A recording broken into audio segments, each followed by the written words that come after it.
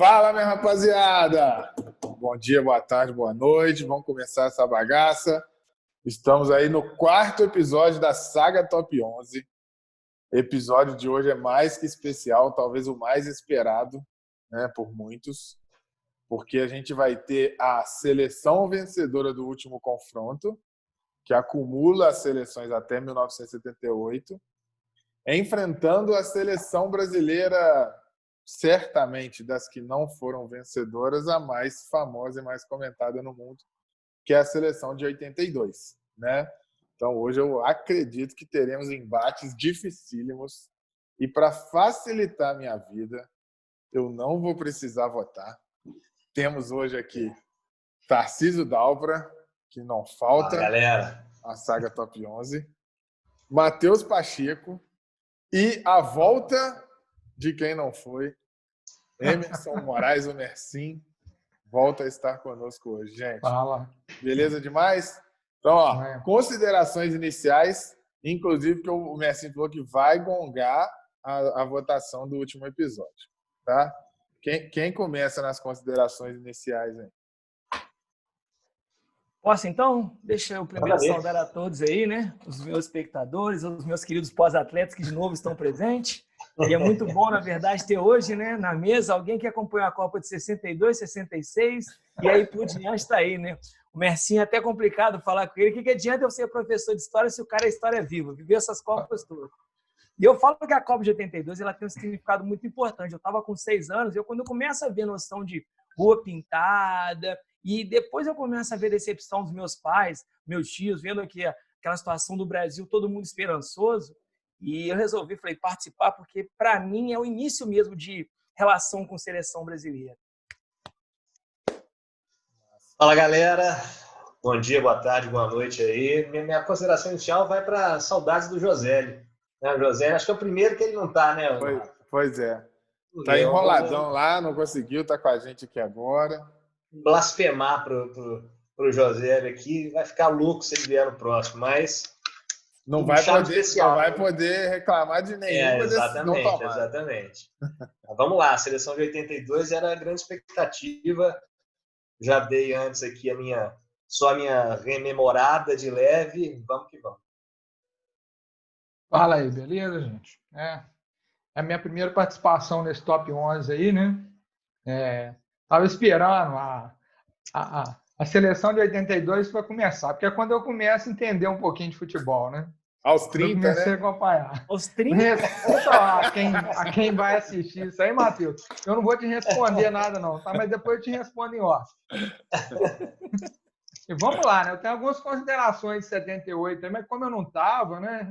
Do que ficou das votações, eu não posso falar muito não, né? Mas, teve algum absurdo ali, ô Mercinho? Não, porque eu acho que o Rivelino tinha que estar, entendeu? Até 78. Olha, isso eu concordo com você então, Messi. Porque isso. Eu vou explicar por quê, cara. Apesar que em 78 o Zico já jogava muito a bola, né? No Flamengo, tudo, já era, né, o craque do Flamengo, mas eu falo pela Copa de 78, né? Que não sei se vocês lembro disso, ou pesquisaram sobre isso. Não, para lembrar em termos de pesquisar, né? Que eu quero dizer que eu também... A lembrança que eu tenho da Copa de 78, que eu também tinha 6 anos, é quando a gente faz o quarto gol, a lembrança que você tem é do Peru. Televisão, entendeu? Quando a Argentina faz o quarto gol contra o Peru, meu pai desliga a televisão, entendeu? O 4-0, né? Classificava a Argentina. Então, desliga a televisão e depois a gente ouviu no rádio o resultado final. Porque nos 2 primeiros jogos do Brasil, né, o Brasil não foi bem, né? Então, assim, foi muito questionado, principalmente pela imprensa paulista, né? Pedindo para tirar o Zico e o Reinaldo, né? Então, o Zico e o Reinaldo eles são barrados depois do segundo jogo, né? Do segundo empate, acho que contra a Espanha, né? Aí no último jogo, acho que é a Áustria, né? O Brasil ganha de 1-0, já com o Zico na reserva do Jorge Mendonça e o Roberto no lugar do Reinaldo, né? E o Zico vai entrando nos outros jogos, mas entrando assim, aos 80 minutos, tal, não sei o quê. Aí o Brasil ganha do Peru, tem um empate com a Argentina. E aí ele volta a ser titular contra a Polônia e machuca com 7 minutos de jogo, entendeu? E aí, né, fica fora, entendeu? Então, acho que até então o Rivellino era mais importante, é um nome maior na seleção, entendeu? Então, assim, a minha consideração é que eu queria que esse embate Zico-Rivellino fosse para a Copa de 82, entendeu? Entendi. Só No isso. momento certo, a gente pode fazer esse trabalho de imaginação aí sobre isso. Beleza? Uhum. Agora, eu não vi 82 ao vivo, mas, sem sombra de dúvida, é a seleção que eu mais conheço, começa a partir de agora. Assim. É a primeira seleção que eu não precisei pesquisar nada. Eu sabia o time titular, sabia tudo, entendeu? A de 78 eu tinha dúvidas, eu precisava consultar, enfim. Algumas coisas eu consultei também. 70 a gente sabe de cabeça também e tudo, faz talvez uma confusão ou outra, mas 82 é muito claro para mim, porque eu vi todos os jogos mais de uma vez, assim, então eu lembro bem. Mas como eu não voto também, o problema fica na mão de vocês. Então vamos começar essa bagaça.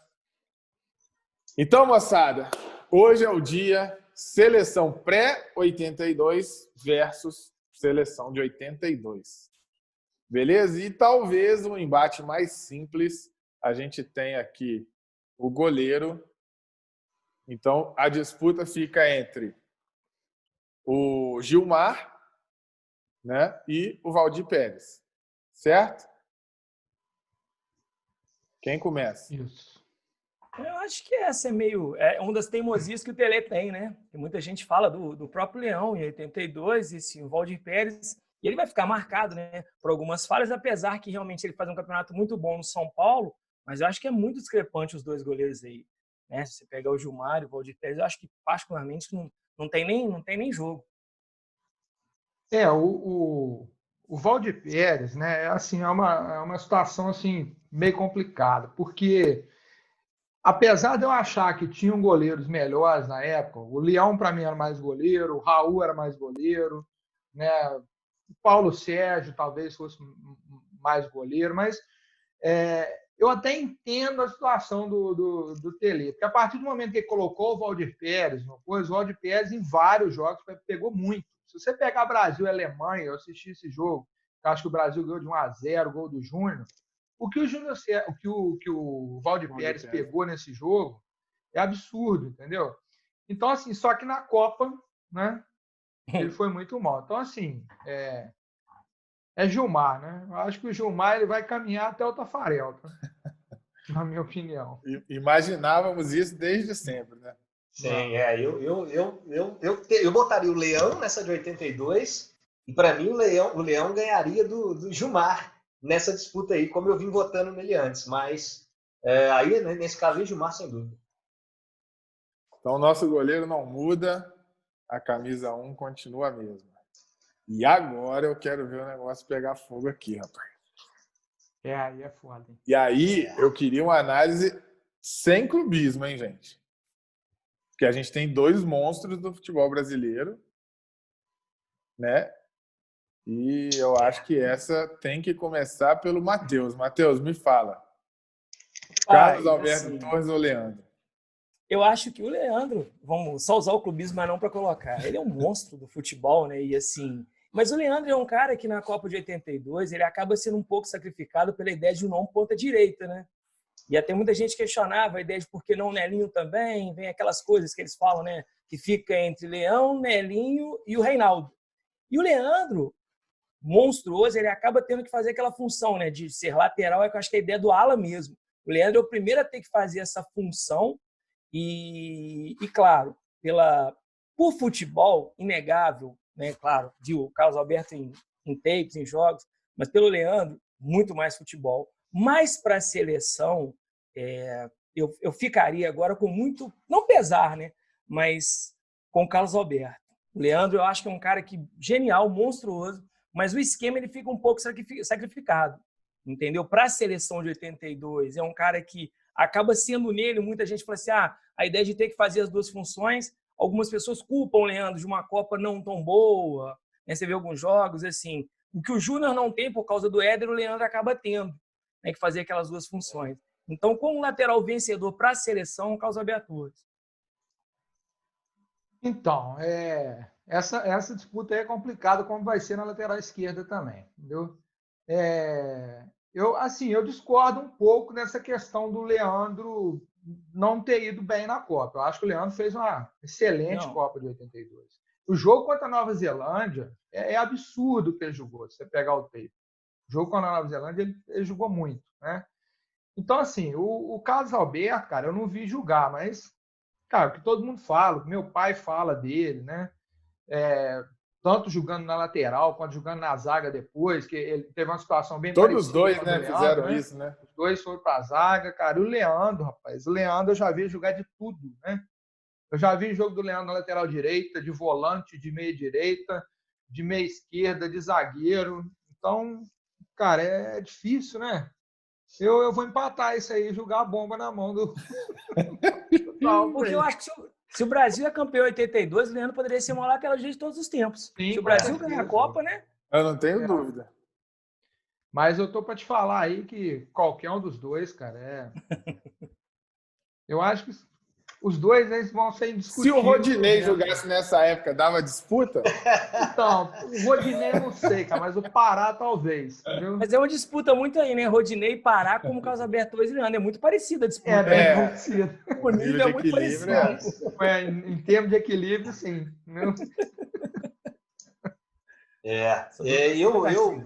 Eu já antecipo que eu vou de Carlos Alberto, não tem a ver com clubismo, mas eu busquei muito. Acho que a comparação que eu mais tive que buscar, assim, porque não é muito vívida na minha memória. Óbvio, eu não acompanhei a Copa de 82 ainda, tinha 4 anos de idade, 3 anos de idade. Então eu fui buscar muita coisa do Leandro e vi muita coisa dele pelo Flamengo, mas a mitologia construída em torno do capitão, então, do ponto de vista da seleção para a seleção, o trio que ele fez no trio, aquele golaço que fechou a tampa do caixão contra a Itália em 70, para mim essa mitologia em torno dele é impossível dissociar quando se trata de lateral direito para a seleção. Então, há demais aí do ponto de vista técnico, que eu até vejo o Leandro mais completo, como o Matheus falou, mas eu acho que para a seleção, como a gente está analisando aqui as seleções, para mim o Carlos Alberto ganha essa. Para mim o Carlos Alberto vai até ali no Cafu, cara. Para mim quando chega lá eu começo a titubear. De novo, não pela qualidade técnica ou pela polivalência, mas pelo que representou para a seleção especificamente. Para a seleção, né, em termos de eu acho que fica muito claro isso, né? Aqui a gente está em busca dos 11 maiores que vestiram amarelinho. Exato. Eu acho que o Leandro, se a gente botar para o futebol, ele, na minha opinião, não há dúvida de que ele é o maior lateral direito que já existiu. Por tudo que eu já vi dele, por tudo que a gente ouve. Pô, o Raul contando a história dele. A história é fantástica. Manda para mim que eu resolvo. Eu cheguei a ver o Leandro no Maracanã, em Itapiruna. Eu vi uns 3 jogos do Leandro no estádio, cara. Era absurdo. É insana a técnica dele. Tá? Só que para a seleção eu também concordo. Eu tenho muito disso para mim, cara. Assim, tem jogador que você me fala o nome do cara, eu vejo ele com uma camisa de time. Exato. E tem jogador que você me fala o nome do cara, eu vejo ele de amarelo. O Leandro, eu nunca vi ele de amarelo quando você fala o nome dele, entendeu? Ele tá sempre de vermelho e preto. Camisa do Flamengo. Comercinho. Já o Carlos Alberto... Você tinha no seu álbum do ping-pong, não tinha? O álbum do Chiclete Ping-Pong, aquela foto, você tinha. Inclusive, essa primeira do Oscar aí, cara. Então, vamos formar nossa dupla de zaga. A gente vinha com uma dupla muito boa, que era Bellini e Oscar. E a Copa de 82, o Oscar está, na minha opinião, mais pronto, mais jogador em 82, e com um companheiro muito bom também, que é o Luizinho. E aí vocês que decidem aí qual vai ser a dupla, se mantém a mesma ou se tem alguma troca. Eu começo essa, eu mantenho Bellini e Oscar. Para mim fica Bellini e Oscar. A dúvida aqui é se o Luizinho entra ou não, né? Então vocês me digam. O Dalpra não muda nada, mantém a dupla de zaga. Matheus, Luizinho, tem vaga? Luizinho. No lugar do Bellini. No lugar do Bellini. Então a dupla de 82 vira sua dupla titular. Vira minha dupla titular por causa da questão do zagueiro clássico, que muita gente fala, né? A ideia de um zagueiro jogar bola mesmo. E depois a gente vê o Juan, o Aldair. Mas eu acho que o Luizinho é um cara que começa muito essa história, sabe? Muito E bom. o Luizinho, eu lembro de alguma coisa dele mesmo vendo. Apesar que o Bellini... O Bellini, a gente tem uma lembrança bem interessante dele que está na foto ali, né? Se não fosse o Bellini, a gente se perdia no Maracanã, né? Toda vez que a gente foi... Não, é o grande norte que a gente tem, né? É verdade. Depois de bêbado, então, né? Se não é ele para localizar a gente, é o grande marco, né? Salva a vida de muita gente ali. Né? Rapaz, é a frase que eu sempre escuto quando a gente vai em jogo do Flamengo. A gente encontra onde? É verdade. Rapaz, então, cara, olha só. Complicado, né? Isso é difícil. O Luizinho foi um monstro, cara. Eu vi o Luizinho jogar, né? Ver o Luizinho jogar. Mas assim, cara, eu vou naquela de camisa da seleção, cara. Não, assim, o Luizinho, acho que na Copa de 82, alguns jogos ele foi mal, entendeu? Contra, acho que o primeiro jogo ele foi mal, teve um pênalti que ele cometeu, um pênalti assim, né? O juiz não deu, entendeu? Então, assim, eu vou mais pelo... Porque eu não tenho noção do Bellini como jogador de futebol, entendeu? Como foi, eu vou mais pela história, sabe? Aí o cara, pô... Né? Então, nesse caso, eu vou manter, né? Bellini e Oscar. Então, nada de mudança. Na verdade, nada de mudança na seleção até agora, hein, gente? Ninguém perdeu vaga, não, hein? É verdade. E aí vamos Mas para aí trás. agora o negócio começa a ficar feio. Pois é, agora eu acho que é uma disputa muito complicada. Não por grandeza, porque eu acho que é difícil de qualquer forma. Os dois são monstros, são gigantes do futebol. Eu acho que a disputa é mais difícil porque entra muito no que o Messinho falou do Bellini em relação ao Newton Santos, né? Do personagem que você tem, ele não dá para você mensurar, né? A gente tem muito pouca coisa de informação e de imagem do Newton Santos jogando, né? Então, essa pica é de vocês. Messi, começa essa. Então, cara, olha só. O Júnior, né? Eu vi bem o Júnior jogar, né? Então, assim, cara, monstro, né, cara? Mas, cara, o Newton Santos, ele é uma das lendas do futebol mundial, cara. O cara é bicampeão do mundo, né? Quando você fala em Botafogo, é Garrincha, Newton Santos, entendeu? É Newton e com a Santos camisa e da Garrincha. seleção, Newton cara. Santos e Garrincha. Exatamente, né? Então, eu vou pela camisa da seleção, pelo que conquistou na seleção, entendeu? Então, eu vou manter o Newton Santos aí por causa disso. Mas, assim, com pesar, cara. E você pode ter certeza daqui para frente, no meio de campo, aí para frente, até chegar nos dias atuais, vai ter uma quantidade de jogador que vai ficar de fora. Aí você vai ver como o futebol brasileiro foi grande, cara. A gente vem falando isso desde o primeiro episódio, cara. Já tem muita gente só você pegar alguns para trás aí que ficaram aí, ó, né? Não, você tá doido, gente. Só hoje a gente deixou Luizinho e Leandro já para trás. Exatamente. Entendeu? Olha isso. E acho que, infelizmente, o Júnior vai ficar de fora, porque muita gente fala que se não é o Newton Santos, a gente não tem o Garrincha, né? Porque no treino ele fala assim, contrata, pelo amor de Deus, eu não vou marcar esse menino. É muito melhor jogar do meu lado que contra. Então, sim, né? Você fala, olha, eu acho que se você não sabe o Newton Santos, como o Garrincha vem junto, assim. E é inegável que o Júnior faz, assim, se qualquer flamenguista, né, tem no Júnior um ícone, mas para a seleção, igual eu tô te falando, a tal da injustiça de não ter ganho a Copa de 82. Porque se ganha, você mudaria completamente. O Júnior, cara, ele depois que ele entrou como titular da seleção brasileira, ele não saiu mais. Não. Até a Copa de 86, em que ele foi para o meio de campo, até ali ele foi titular absoluto da seleção. Acho que é 79, se eu não me engano, que ele estreia, né? E assim, aí você vê o Pará como um Júnior moderno, jogando lateral direito, jogando lateral esquerdo, jogando no meio campo, né? Mas quer dizer, monstro. Ô, Dalva, você vai meter um 3-0 aí? Vou também, cara. Por tudo isso que eles falaram, por essa aura que se criou e pelo fator Garrincha também. Sim. Eu vou dar um votinho aqui, só o único do dia, só para o Júnior não sair triste, passando 3-1. Porque o Júnior, para mim, cara, é o meu primeiro ídolo no futebol, é a minha maior referência no futebol. Assim. Eu começo a entender de futebol vendo o Zico já tinha saído e o Júnior era o dono do Flamengo, digamos assim, né?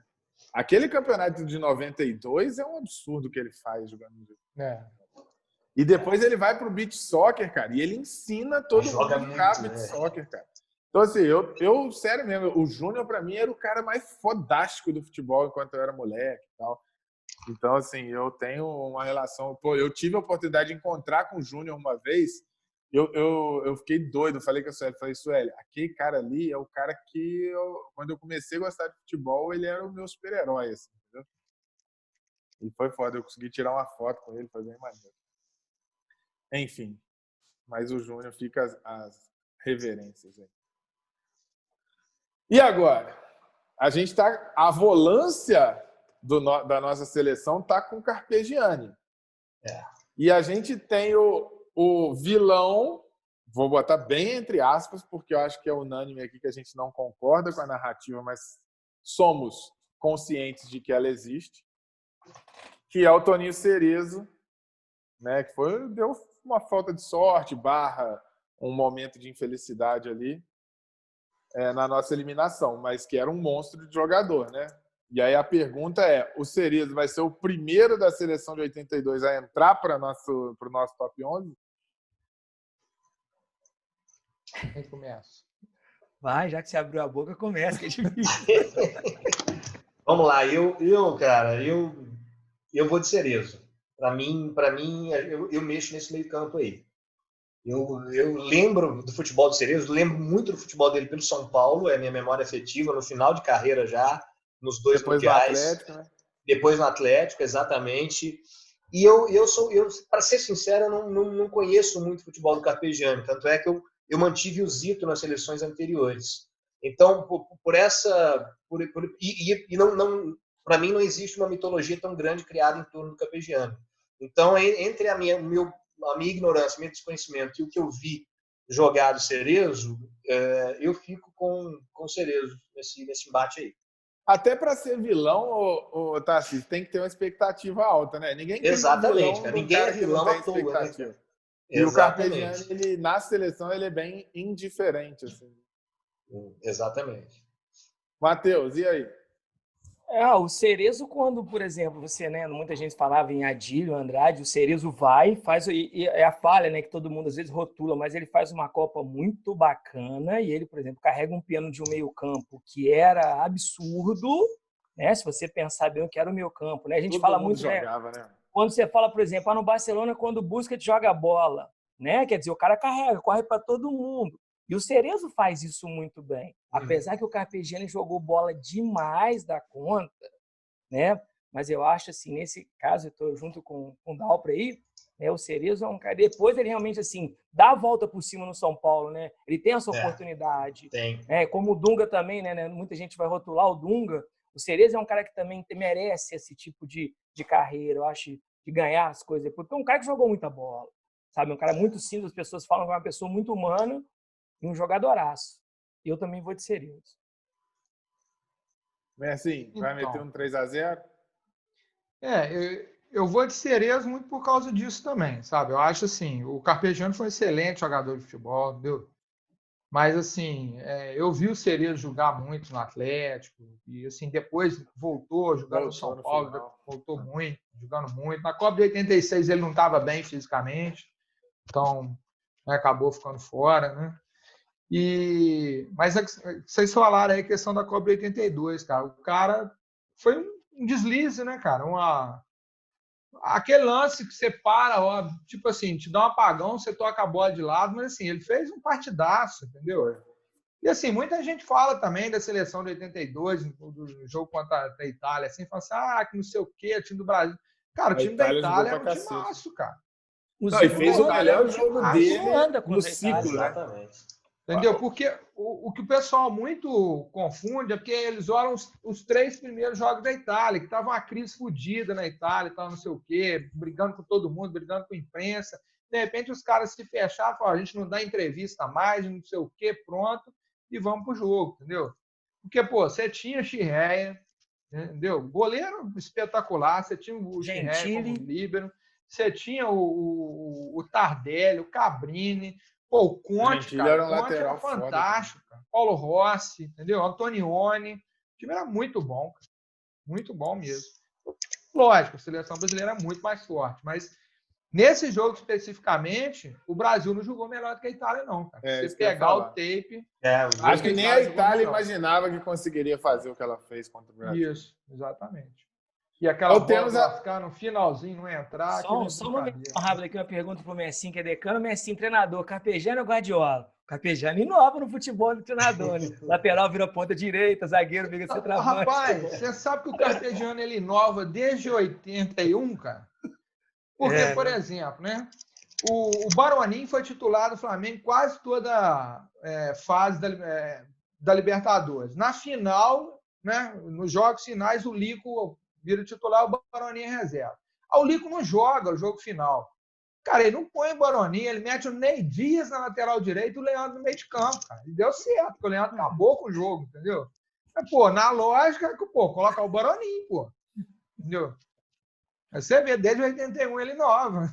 Inovador, vanguarda. Felipe Carpegiani. Aqui, então temos uma mudança no nosso time. Aqui, agora eu vou falar um negócio com vocês aí. Vai ter um probleminha aí, cara. Entendeu? Esse primeiro volante aí seria o Falcão, tá? Eu vou explicar essa mudança tática aí, porque tem o time de 82, ele é o primeiro time nosso que ele joga com... que a gente vinha com seleções com muita gente na frente, assim, muito atacante. Isso. Né? Uhum. E 82 é um time com muito meia, clássico meia mesmo, né? Uhum. E aí por isso dá essa diferença. Mas eu acho que é um embate aqui que faz todo sentido, né? Os dois fizeram funções de volante, mas sempre foram caras muito de chegada e tudo, de pisar na área e tudo mais. Então, eu acho que vai dar um bom embate aqui, Gerson e Falcão. E aí? Não quero começar essa, não. Não, assim, deixa eu começar, então. Eu estava vendo, eu não sabia, né? A Copa de 82 é a primeira que o Brasil convoca jogadores de fora, né? Inclusive, o Falcão, acho que é o Dirceu do Atlético de Madrid também. O Dirceu do Atlético de Madrid. Então, até então, nunca tinha, né? E o Falcão, assim, por exemplo, é igual a associação que eu tenho. Um cara monstro, é nacional, Romo, rei de Roma. Mas aí é aquela história, né? Eu vou escolher pela questão de aonde a camisa amarela faz diferença. Apesar que o Falcão é absurdo. Porra. Mas o Gerson, cara, sabe, a gente vendo, esse dia eu estava vendo esses vídeos nessa comemoração, ele falando sobre a ideia de lançamento, para a seleção em si, eu vou com o Gerson. Rapaz, vocês estão fodidos para votar mesmo, porque, ó, eu vou falar um negócio, os dois fizeram Copas fantásticas, Não, tanto o Gerson em 70, a Copa de 82 do Falcão é soberba, né, não, o Messi? Cara. Ele foi eleito... Ele fez de tudo, cara. O terceiro melhor jogador da Copa, né? Em 82, se eu não me engano. Ele jogou demais mesmo, mas foi muito. Se você olhar, não sei. Quem hoje em dia fala de volante moderno, não sei o quê, você assistiu os jogos da seleção de 82 e olhar o Falcão jogando, cara, você tá maluco. Era um monstro. Cara, o Gerson, cara, eu vi alguns jogos, era fantástico, lançamento, colocava a bola onde queria, né? Assim, mas o Falcão, cara, do que eu vi de volante, cara, jogando futebol, de meia, né? Porque o Falcão já jogou nas 3 posições do meio de campo, é brincadeira, cara. Por isso que eu pus ele no cara aí na segunda, você viu? Por isso que eu te falei, na minha seleção o Falcão fica lá no volante para poder ter vaga para todo mundo, entendeu? Eu daria uma de Zagallo e mexia nesse trem aí, mas tudo bem, né? Então, por isso, cara, porque eu acho que o Falcão não pode ficar fora de uma seleção, e, apesar, né, do Gerson ter sido campeão do mundo, isso, mas, cara, eu vou de Falcão. Não. Porque isso é muito importante, cara. Assim, o tempo vai passando e, sem sombra de dúvidas, quando os embates vão ficando difíceis, a gente tende a critérios diferentes. Mas acho que o mais importante, obviamente, que com a camisa da seleção isso tem que rolar, mas assim, a gente está em busca dos 11 melhores jogadores que disputaram Copas do Mundo com a seleção brasileira. Entende? Então, assim, pode... Porque se o critério for quem ganhou a Copa já está na frente, a gente vai acabar não achando os 11 melhores, mas os 11 melhores campeões, entendeu? Então, é muito importante a gente não cair nessa cilada que ela acaba porque sendo... às vezes você tem jogador que não ganhou a Copa, mas fez uma excelente Copa do Mundo, que é o caso do Falcão, entendeu? E talvez se o Brasil tivesse ganhado a Copa, ele teria sido eleito o melhor jogador da Copa. Eu acredito também. Olha, e se eu lançar um empate técnico aqui e jogar na tua mão, Rafa? Aí não, Boa ideia. No dos outros é bom, né? Porque para mim, cara, nesses 5 minutos que vocês botaram, eu fiquei pensando, eu já fui em um e no outro umas 4 ou 5 vezes. Por exatamente critérios diferentes. Eu acho o Gerson sensacional. Ele é um cara referência de seleção para mim. Mas os jogos que eu vi da Copa de 82, especificamente do Falcão, o cara é um monstro, assim, é de uma classe, de uma visão de jogo absurda. Sabe um jeito bom para você votar? Para mim, a sensação do nosso quadro aqui é buscar assim, quando eu pensar na seleção brasileira, é como se eu pudesse trazer hoje o melhor time possível para jogar. Então, assim, se hoje você tivesse que rejuvenescer a galera e botar 11 lá dentro, seu segundo homem do meio de campo seria o Gerson ou o Falcão? Responde isso e ponto. Vamos lá, vou de Falcão, então. É um futebol mais vistoso. Eu já fui muito pela emoção e pelo vínculo com a camisa. Nessa eu vou pelo que eu vi jogar. Só uma curiosidade. Quando fala em lançamento, vocês lembram de quem? Lançar. Pegar a bola e lançar. Mas aí é a narrativa não, sim, também, não de claro. Não, claro, eu tô te falando assim, mas a ideia de você pensar bem, não, eu tô falando que o Falcão é monstro, mas você pensa bem alguém que realmente pegar a bola e lançar, coisa que hoje não acontece, né? Você fala, por exemplo, um cara, um volante, um meia que lança. Mas é porque hoje não tem espaço, Matheus. A galera hoje joga numa faixa desse tamanhozinho, ué. Mas lembra a gente pensando com o José, o cara, quando ele joga um pouco, por exemplo, recua um pouco, sabe jogar, assim, claro. O Falcão, por exemplo, de volante moderno, depois que todo mundo fala de Kroos, Iniesta, acho que o Falcão ele abre também, né? Como eu falei do Luizinho, o Falcão também ele abre um caminho para mudar completamente o conceito de meio campo, né? Eu não discordo, mas eu acho que hoje, só uma análise geral, hoje, um jogador com essa característica, ele não consegue exercê-la. Porque com a tática atual e linha de impedimento, a linha de zaga joga extremamente adiantada, você não tem essa possibilidade, entendeu? A galera joga em faixa de, no máximo, 30, 35 metros. Sim. Ele fazia lançamento. Se for daí, toda hora o sujeito está impedido. Toda hora, exatamente. Bom, aqui a gente não tem, né, disputa, porque é o Zico contra o Zico. Mas, só o Mercinho respondendo, caso a gente tivesse deixado o Rivellini e agora a disputa fosse com o Zico, teria diferença no resultado final? Avançaria o Rivellini? Como é que é? Não. Entendeu? Não, aí eu vou dar uma opinião por quê, entendeu? Até 78, sim, o Rivellini era um nome maior na seleção. Depois disso, não, cara. Porque, cara, o Zico, né, para mim, um dos caras mais injustiçados da seleção brasileira. O Zico, se eu não me engano, ele perdeu 2 jogos na seleção. Sim. Durante toda a carreira dele na seleção brasileira, perdeu 2 jogos. Esse jogo para a Itália e tem um amistoso, não sei se foi para a Rússia, que perdeu de 1-0, na União Soviética ainda. É um negócio desse. Provavelmente ele é se ele não é o meia com mais gols, ele certamente está entre os com mais gols, né? Ele como meia e fazia gol pra caramba, né? Não, e assim, cara, fez gols em vários jogos decisivos, deu amistoso, pô. Aqueles amistosos que o Brasil nunca tinha ganhado da Inglaterra lá foi gol dele, ganhado da França lá foi gol dele, entendeu? Na Copa, o jogo que ele fez contra a Nova Zelândia, contra a Escócia, contra a Argentina, que é isso, cara? O que ele jogou com a Argentina é absurdo o que ele jogou, entendeu?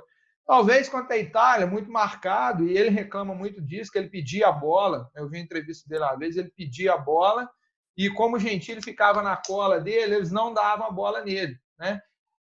Em 2 bolas que deram nele, com o Gentili marcando, uma ele tirou e mete aquela bola para o Soares fazer o gol de empate. A outra ele sofre o pênalti, né? Que foi pênalti, o cara só faltou tirar a camisa dele, né?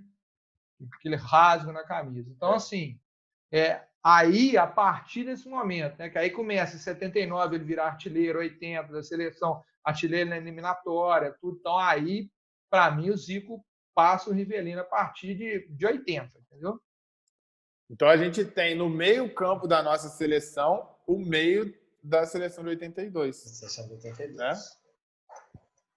Show. E aqui a gente tem que ter uma adaptação, cara.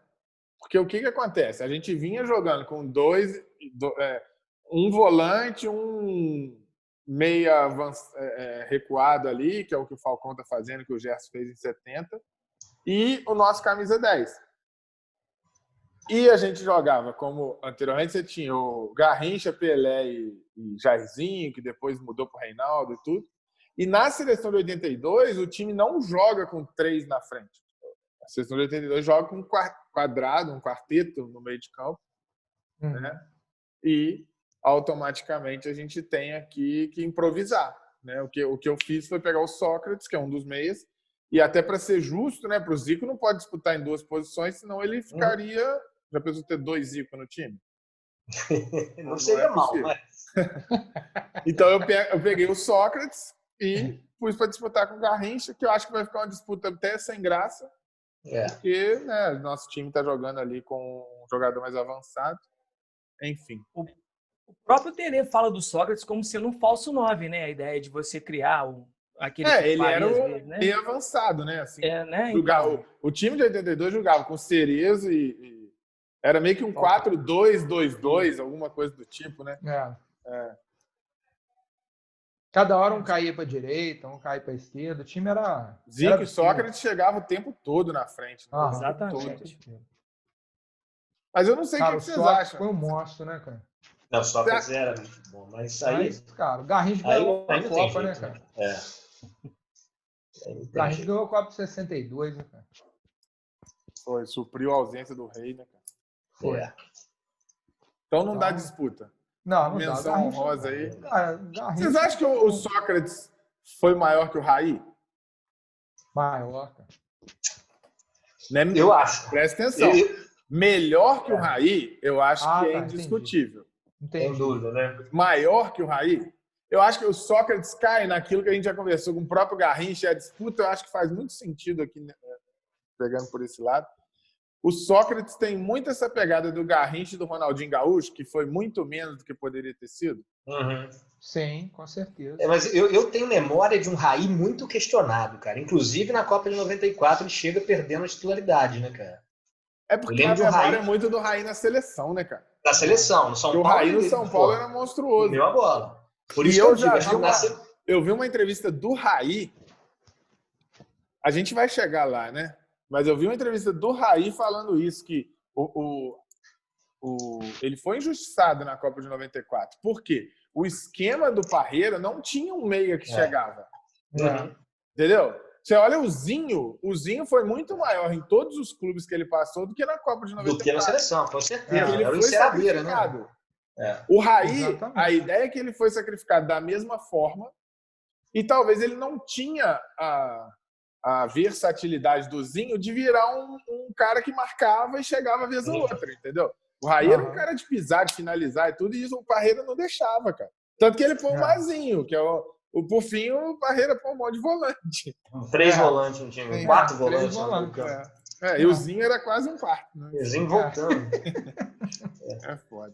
Acho também que o Sócrates tem essa preocupação de imagem dele, né? Você vê o livro dele, meio que cagava, né? Falou assim, então tá, tudo bem, não preciso do futebol, eu gostava, mas assim, igual o Raí sempre faz aquela ideia de bom moço que é pro São Paulo, né? O Raí fazendo uma análise aqui, o Sócrates tá pro Ronaldinho Gaúcho, assim como o Raí tá pro Kaká, tipo assim, talvez não é o mais talentoso, mas é o que mais fez, né? O Sócrates muito da questão física depois, né, cara? Porque, queira ou não queira, mais tarde começa... Que até 82 ainda estava mais novo ainda, né? A balada não ele influenciava muito. A partir de 86, apesar que ele fez uma boa Copa em 86. Cara. Aliás, dá uma disputa também dos dois aí, o que bebia mais também. Não, cara, tem um vídeo dele sensacional, cara. Uma comemoração que a repórter entra. Depois eu mandar isso. Acho que eu já vi isso aí. Não falando coisa com coisa, cara. Assim mesmo, cara. Aqui, coitado do Éder. Acho que se alguém quiser comentar algo do Éder, Fantástico. se votar, acho que não vem ao caso. Muito bom, Mas cara. o Éder foi um jogadoraço, né, cara? Foi. Chutava pra caramba. O pessoal brinca, né, na Nossa. Copa de 82, quando tá tendo Guerra das Malvinas, né, que o Éder, na verdade, lança o Exocet, né, um míssil, né, colocam ele como uma referência. Cara, e ele joga, ele talvez é um o Júnior também, né, mas assim, é um dos caras que consegue jogar bem, até muito velho, assim, né? Eu lembro dele no União São João de Araras, cara. De Araras, velho, pode crer. Lembra? Não lembro se foi o Brasileirão de 93 ou 94, que ele fazia gol de falta pra cacete, cara. E quando ele tirou o Atlético daquela repescagem, né, no Brasileirão, levou até as finais, até a final com o Corinthians, metendo gol de falta pra caralho. Foi, cara. Jogou muito. Aqui vai ser igual o Macarrão falou aqui, o Pelé é patrimônio, o Pelé não era pra estar disputando nada, não. O Pelé fica fora, isso aí. Eu já adotei o critério. Quando chega na disputa com o Pelé, eu peço só um comentário do adversário, entendeu? Essa é a ideia. Era para ser o Reinaldo em 82 também, né, gente? Ou tô errado? Não, com certeza, com certeza. Era para ser o Reinaldo. O Reinaldo foi titular nas eliminatórias, né? Aí o Tele começou a perder um pouco de paciência com ele, chegando próximo à Copa do Mundo. Que é outro também no estilo Sócrates e Ronaldinho, né, Nercinho? Eu ia falar isso também na hora que você falou. É um cara mas foi muito prejudicado por contusão, né, cara? O problema no joelho dele era sério, né, cara? Mas reza a lenda, Messinho, que em 82 ele joga depois. Né? Eles falam que ele fica fora por causa de lesão, depois ele joga o campeonato inteiro. Quer até que tem uma politicagem também, né? 82 fica fora, né? Então, o Tele meio que entendeu? Aí, tinha tirado ele, a questão física não estava legal, tirou, aí foi o Careca, né? E o Serginho, né? Quando ele sai, o Careca era para ser o titular e o Careca machuca também. Exatamente. Na eliminatória foi o Reinaldo titular, depois o Careca começa a jogar nos amistosos, vira titular e machuca na véspera eu acho que já estava... não sei onde foi a preparação, não sei se foi nos Estados Unidos, onde foi, entendeu? Que já estava concentrado com a seleção e teve uma lesão muscular. Tem até um episódio que o médico Ney Lasmar comentou na época que ele percebeu que ele não teria condição de disputar a Copa. O telefone não é possível, não tem nada, só uma contusão muscular. E no outro dia, quando o Careca acorda, a perna dele está toda roxa. Eu vi essa história. O que eu falei? Eu não preciso nem fazer exame, entendeu? Aí foi cortado. E para mim, aí vem um dos erros do Tele, né, cara? Dizem que assim, o Serginho é o pior, porque ainda tinha um Roberto melhor do que ele, né? Se você pensar... Então, mas o Tele nunca gostou do Roberto, né, cara? E assim... Outra coisa, Zico e Roberto jogando juntos na seleção nunca perderam, tá? Sempre ganharam. Tem esse detalhe aí, entendeu? Eu vi um programa dos dois comentando sobre isso. Quando eles jogaram juntos na seleção desde 76, o Brasil sempre ganhou com os dois juntos. Entendeu? Não tinha lógico. O Serginho, além de... Não que ele é aquele atacante, fazedor de gol e tudo, mas assim, ele não combinava com a proposta de jogo da seleção, né, cara? Exatamente. Dizem que ele é o Félix da seleção de 82, né? O Félix da seleção de 82 é o Serginho. Que era destoava. Destoava do time. Achei que você tinha falado do Fred. Ele ainda mexeu um pouco destoava, né? Agora, e aí? Vamos levar o Reinaldo, que eu quero ver muito quando tiver Reinaldo e Romário. E pergunta o Romário quem que ele escolhe. Pergunta o Romário quem que ele escolhe, Reinaldo ou Romário? Eu vou de Reinaldo. Eu vou de Reinaldo também. Reinaldo. Boa. E para fechar, a gente teve no último episódio a disputa do Coutinho com o Zagallo, que o Coutinho ganhou principalmente pelo momento, né?